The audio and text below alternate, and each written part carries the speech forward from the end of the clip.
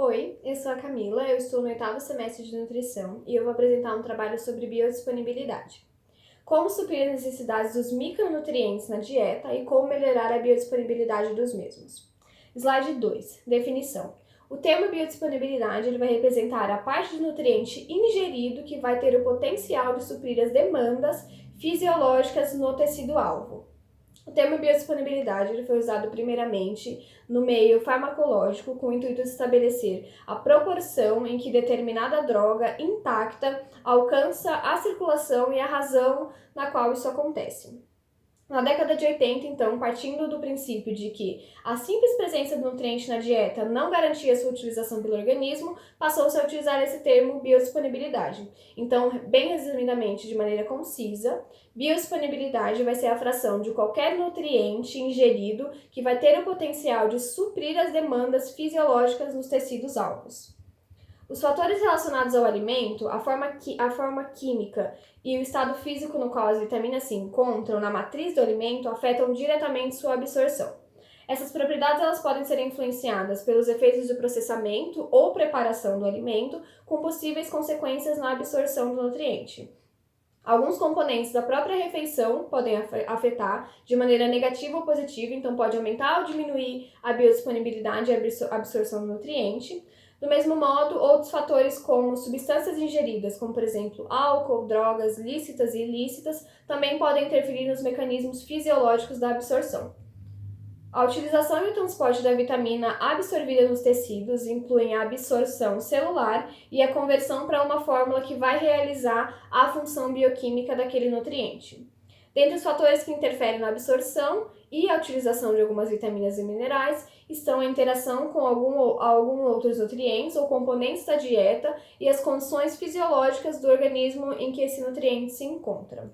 Então, a palavra disponível vai ser chave, uma vez que a vitamina ou mineral também pode ser metabolizado dentro da célula e ficar indisponível para excreção subsequente, ou ele pode ser absorvido e simplesmente armazenado para o uso futuro.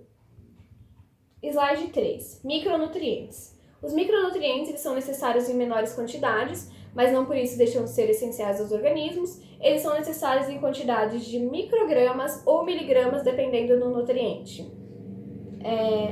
As vitaminas elas são divididas entre lipossolúveis e hidrossolúveis. As lipossolúveis são vitaminas A, D, E e K. Elas são dissolvidas e armazenadas na gordura. E as hidrossolúveis, que são as vitaminas do complexo B e a vitamina C, são solúveis em água.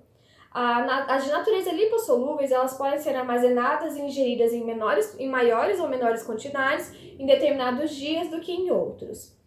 Na segunda classe dos micronutrientes, depois das vitaminas, nós temos os minerais, como por exemplo, ferro, cálcio, magnésio e fósforo. Slide 4. Biodisponibilidade das vitaminas. Vitamina A. A biodisponibilidade da vitamina A ela pode ser alterada de maneira negativa pela baixa ingestão de gordura, uma vez que é uma vitamina lipossolúvel, o consumo excessivo de pectina de ferro e de zinco. O consumo de proteínas e vitamina E auxiliam na absorção dessa vitamina. Vitamina D. O consumo excessivo de fibras e etanol vão afetar negativamente a absorção dessa vitamina, enquanto a lactoalbumina e os ácidos graxos de cadeia curta vão facilitar a absorção da mesma. Vitamina C, ela é altamente suscetível à oxidação enzimática e química, então dessa forma a presença dos flavonoides vão ajudar a reduzir as perdas de vitamina C. Vitamina E. A absorção dessa vitamina é aumentada na presença de triglicerídeos de cadeia média e, por outro lado, a sua biodisponibilidade ela vai ser reduzida na presença de lipídios insaturados e o alto consumo de vitamina A, farelo de trigo e pectina. Vitamina K. As altas doses de suplementação de vitamina E são antagônicas à ação da vitamina K, dessa forma, então, diminuindo a absorção da própria vitamina K. Slide 5. Complexo B. A vitamina B2, que é a niacina, a biodisponibilidade dessa vitamina vai ser reduzida em condições extremas de temperatura, pH alcalino e perdas excessivas de água. Vitamina B3, ácido pantotênico. As ingestões adequadas de triptofano elas vão contribuir para a síntese dessa vitamina no organismo, pois a mesma é sintetizada a partir desse aminoácido. Vitamina B6, piridoxina. A biodisponibilidade da B6 ela é reduzida drasticamente com a ingestão excessiva de proteínas, deficiência de riboflavina, excesso de leucina e álcool. Vitamina B9, que é o ácido fólico, a carência de zinco e algumas drogas vão afetar negativamente a absorção dessa vitamina. Vitamina B12, a cobalamina, a sua biodisponibilidade vai depender da presença de ácido clorídrico e cálcio. Slide 6. Fatores que interferem na biodisponibilidade de minerais. Existe uma sequência de eventos e fatores que podem interferir na biodisponibilidade de minerais. Alguns deles podem ser trabalhados no sentido positivo, de forma a conseguir o melhor aproveitamento do nutriente no organismo. No caso dos minerais, os fatores que vão se relacionar ao indivíduo são mais difíceis de serem controlados e ao utilizar a biodisponibilidade, estudar a biodisponibilidade em organismos diferentes, podem ser obtidos resultados diferentes, uma vez que os organismos, cada um possui a sua individualidade. Então, por mais que faça a mesma dieta, a mesma refeição, a biodisponibilidade vai ser diferente dependendo da individualidade de cada organismo. Então, especiação. A especiação vai ser a fórmula química no qual o elemento se encontra no alimento ou na dieta e é o primeiro passo para determinar o aproveitamento e absorção desse nutriente pelo organismo. Os minerais eles podem estar presentes nos alimentos de forma livre ou combinada, precisando ou não de digestão para que consigam ser absorvidos pelo organismo. O estado de oxidação também vai ser um fator importante nessa especiação. A ligação molecular. Dependendo da estrutura atômica, a ligação dos átomos, a gente pode ter diferentes solubilidades em água, meio ácido ou básico, que poderão ter influência na biodisponibilidade do nutriente. Quantidade ingerida. Em relação à quantidade ingerida, numa refeição ou dieta, sabe-se que o organismo normal tenta manter sua homeostase, que é um estado de equilíbrio. E geralmente ele vai fazer o quê? Absorver mais quando seus níveis de reserva estiverem baixos e absorver menos quando as condições do nutriente no organismo estiverem adequadas ou até mesmo em excesso. Slide 7. Atenuadores de absorção e bioconversão.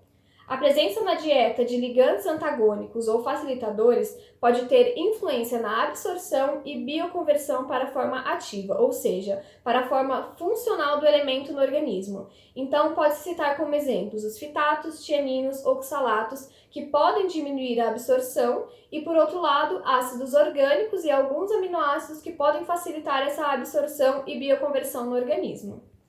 O estado nutricional. A dificuldade de se conhecer o estado nutricional no organismo do indivíduo, no início de um estudo de biodisponibilidade, é um fator que pode culminar a erro na determinação dessa necessidade. Muitos estudos costumam avaliar previamente a capacidade de absorção de uma dose considerada referência para avaliar como esse organismo vai absorver e para avaliar a biodisponibilidade em relação ao estado nutricional.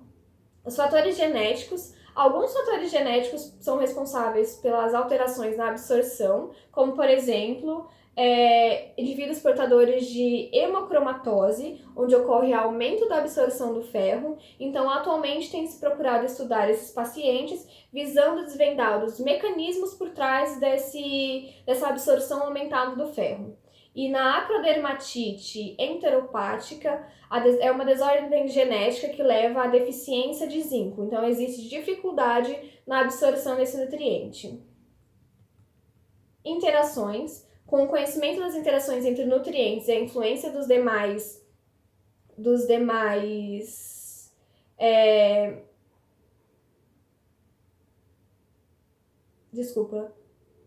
componentes dos alimentos na refeição ou uma dieta, pode-se controlar algumas variáveis de forma a interferir na utilização desses nutrientes. Interações de minerais versus minerais. As interações de minerais versus minerais podem ser diretas, quando esses competem pelo mesmo sítio de absorção, por possuírem propriedades e características físicas semelhantes. Então, o excesso de um vai prejudicar a absorção do outro. E também de maneira indireta, quando um mineral depende do outro para ser transformado na sua forma ativa. Então, a deficiência de um desses dois minerais ou mais acarretará no prejuízo da exerção da função desse nutriente no organismo. Slide 8. combinação de nutrientes e melhora na absorção. Então, é muito importante ter um cardápio variado para que haja essa combinação de nutrientes, né? Para que um que precise do outro encontre nessa variedade o complemento para que ele consiga exercer as funções ideais no organismo. Então, por exemplo, o leite é fonte de lactose, a vitamina D e cálcio. A união do açúcar, que é a lactose, e da vitamina D, elas vão favorecer no organismo a absorção do cálcio. Então, assim como há interações positivas quando ingerimos combinações corretas de nutrientes, há também a forma negativa que não vão ajudar tanto, como por exemplo o consumo de ferro junto com cálcio, uma vez que o cálcio vai dificultar a absorção do ferro no organismo. Alimentação variada. Então, por isso, como dito anteriormente, é importante que tenha uma alimentação variada, rica em diversos nutrientes presentes em legumes, verduras, nos vegetais em geral, né, nas frutas, para que consigam fazer uma combinação de todos os nutrientes e que a alimentação seja completa para que a absorção ocorra de maneira adequada nesse organismo. E o slide 10, que é o último, fala sobre a pirâmide alimentar. Pirâmide alimentar vai ser um instrumento sobre a forma gráfica, né, em forma de desenho, que vai orientar a população no geral, acima dos 2 anos de idade, sobre uma maneira mais saudável de conseguir se alimentar. Ela é dividida em grupos, então na base da pirâmide está o que deve ser a base da alimentação, e conforme vão subindo os degraus da pirâmide, vai diminuindo a quantidade dos alimentos que você precisa consumir. Então, a base vai ter alimentos saudáveis, mais alimentos, preferência alimentos in natura e não embutidos, para que você consiga se alimentar de maneira saudável e ter aquilo como base. Bom, é isso. Obrigada por ter assistido até aqui. Novamente, eu sou a Camila, do 8º semestre de nutrição, e apresentei o trabalho sobre biodisponibilidade, como conseguir alcançar a quantidade ideal de nutrientes, né, de micronutrientes na dieta e como aumentar a biodisponibilidade dos mesmos. Muito obrigada!